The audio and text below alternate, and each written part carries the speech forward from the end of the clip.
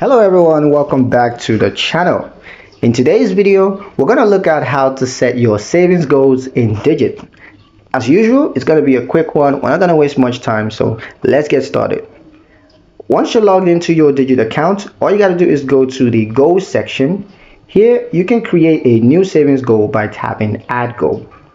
Give your goal a name like vacation, emergency funds, or it could be a new laptop. Next, set the target amount that you want to save and the deadline if you have one. Digit will then help you to track your progress and automatically save money towards that goal. You can create multiple goals and prioritize them so Digit knows which one to focus on first.